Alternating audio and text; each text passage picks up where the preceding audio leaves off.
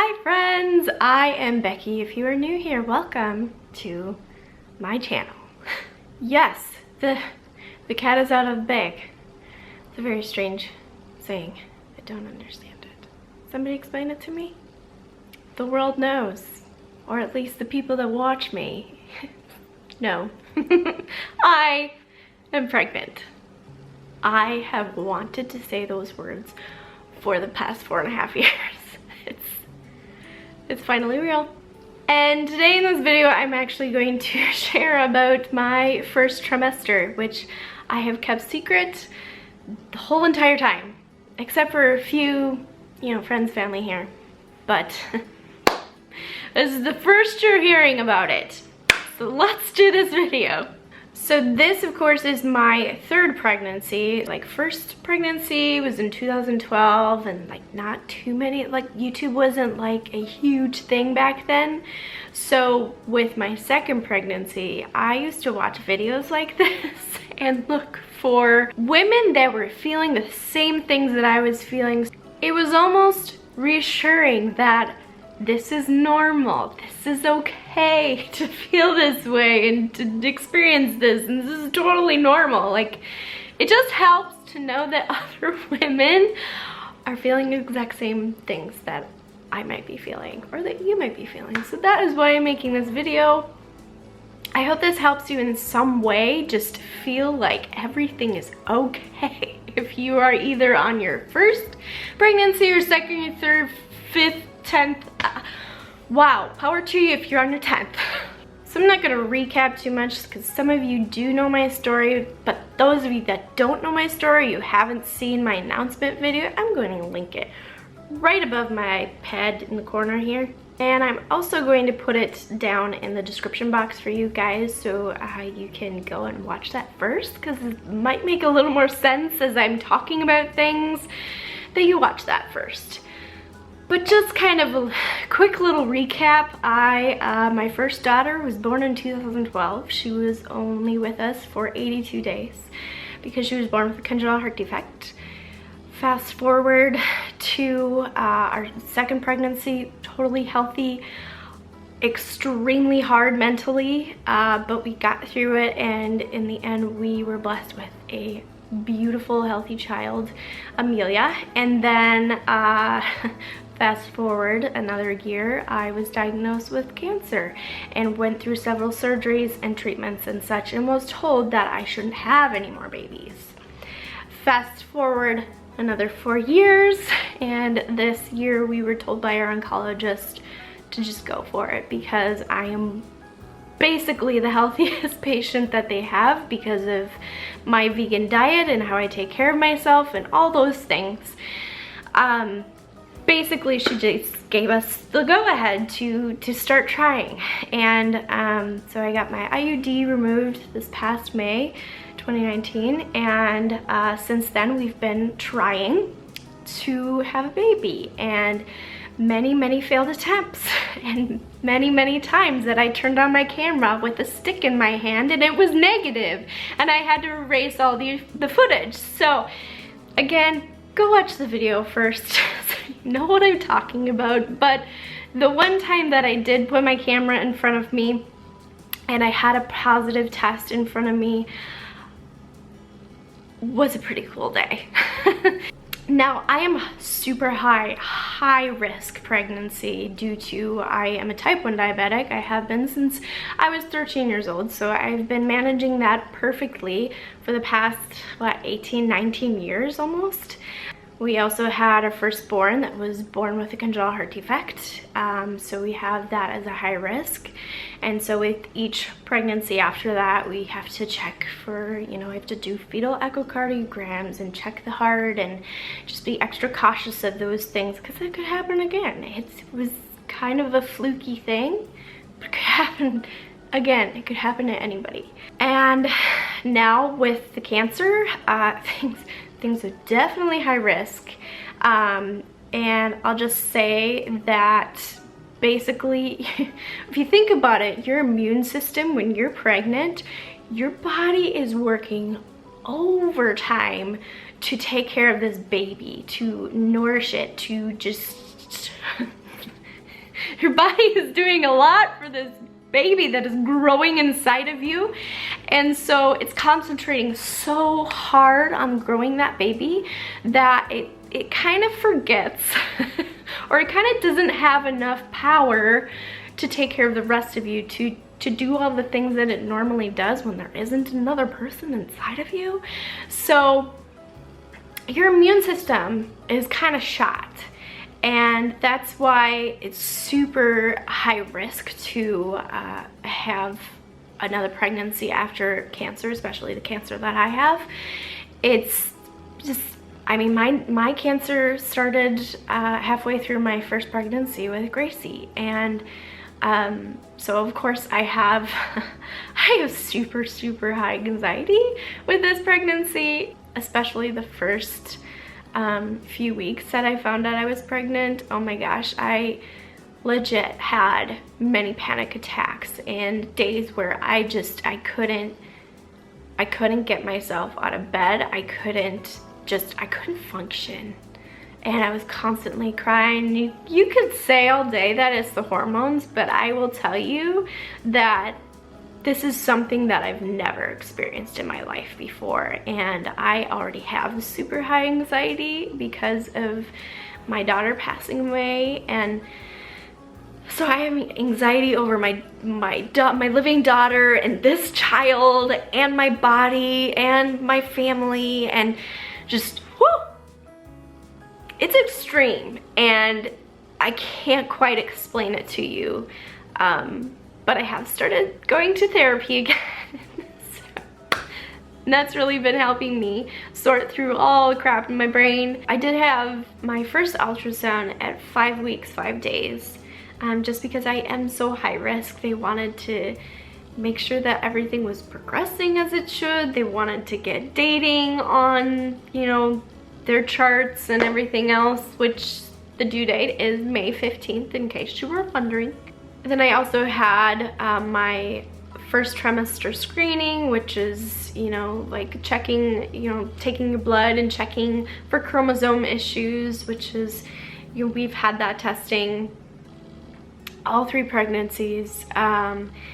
And they did an ultrasound to check out abnormalities with that too, which the ultrasound was beautiful, and I got the most amazing pictures of this baby. It was so cool. And so that was at about 11 weeks that we had that, and I had that screening because I am so high risk. And that was mainly it. I do have a appointment at the end of this week, at the end of my 14th week, and I'll update you guys on that when I do the next video. So my body, even outside of pregnancy, retains a lot of water very easily by things that I eat, by stress levels, by that time of the month. Like, my body retains water very easily. And I did notice that, and I don't remember with the other pregnancies if this happened. Of course, I was a little bit heavier with my last 2 pregnancies than I am now. Thank you, vegan diet. I was saying. But in the beginning of this pregnancy, I noticed, like, right away, like, my body was retaining so much water. I felt like, and I still feel like, a water balloon, like all over. Like, even my face I feel is puffier. Even my arms are just a little more puffier, and especially my belly, just literally all the way around my body. I'm like retaining water for good reason, right? I mean, I've got ginormous amount of hormones like pumping through my body right now that normally aren't there. So that's been one of my symptoms that I don't feel like most women notice or talk about, but it is something that I noticed right away. Nausea. I definitely had nausea with my last 2 pregnancies. I think with my second I had it more so than my first, but this time around it wasn't like your morning sickness. Why do they call it that? It's all day sickness, especially like in the evening, like after like 3 p.m. my nausea was just uncontrollable. No matter what I ate, no matter what I did, I was so nauseated, friends. And one of the things, like, the morning was a little bit better. Weird, right? It was the worst at night. But in the morning it was okay, it was manageable. I kind of stuck with my regular routine of getting up in the morning and drinking a full liter of water and working out before I even ate anything. And I know that they recommend, like, keep crackers next to your bed so you, like, avoid morning sickness when you wake up, da da da. I didn't really eat in the morning. I didn't need to, unless, like, my blood sugar was low or something. I would eat fruit, but I just like to work out on an empty stomach, and I just kind of stuck with that. And I was really grateful that I could, because I really love my workouts in the morning. My workouts have become a little more difficult, of course, so I've modified some things, especially like burpees and such, but I've still stuck with my workouts, friends. Don't if you feel like you can do them, keep on doing them, because it makes you feel so much more human when you move your body during the first trimester. One of the things that I did like to eat to help with the nausea was I would make this peppermint, almost like a mint chip ice cream, like my version of it, but I basically blend up bananas with a bunch of green stuff and some peppermint, and then put some cacao nibs on the top. That would help my nausea, like, in the morning so well. And if you guys want the recipe, I do have it on my Instagram, so you can go check that out. But that was one thing that helped me a lot. I did have like a 2-week span where I was like dreaming about Chipotle burrito bowls. I'm totally over it now. Like, I think about Chipotle, I'm like, no. But for like 2 weeks, I was like, I want Chipotle, I was just dreaming about it. There was a short amount of time, like maybe a week and a half or so, I couldn't eat anything but baked potatoes and like this vegan sour cream stuff that they make in a blender, and I just like would pour that over, and it tasted like sour cream and onion chips.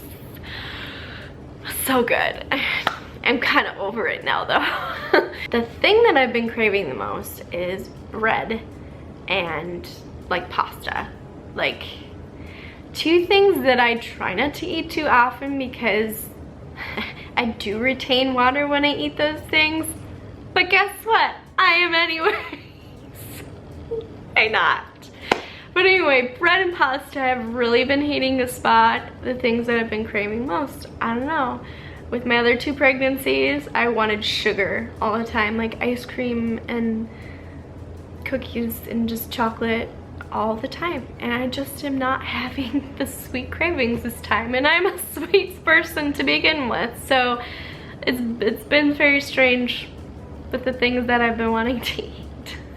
And energy.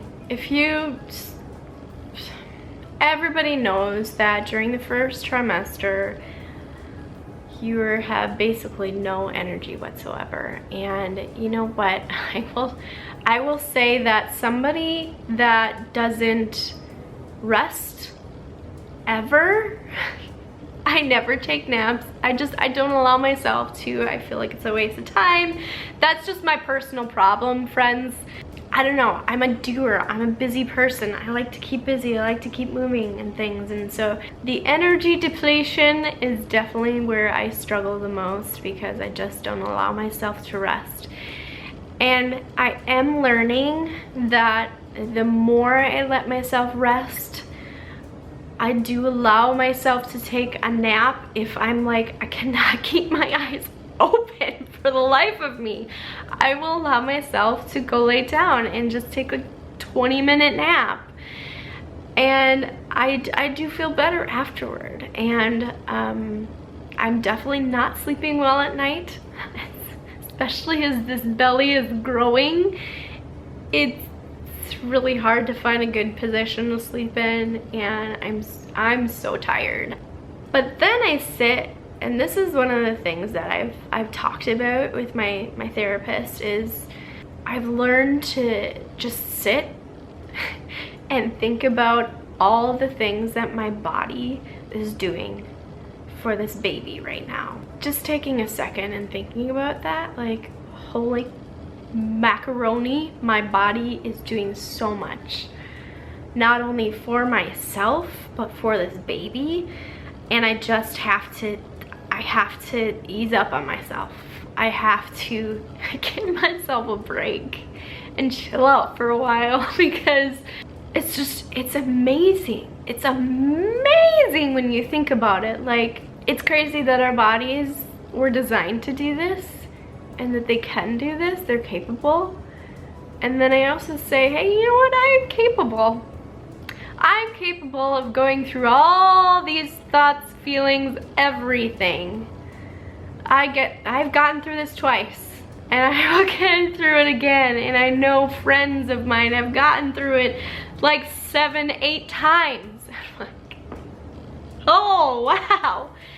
And then I also think of the women that so desire to be pregnant, because, oh my gosh, pregnancy is so hard, friends. It is so hard. But then it's like, you think about the women that so desire to have this experience, to go through this, to feel all of the feelings, like, and then there's some women that are just stuck in bed the entire pregnancy because their body just, it has shut down. I'm so grateful. Like, I can say so many times a day, I can tell my husband, like, oh my gosh, this is so hard and I just want to break.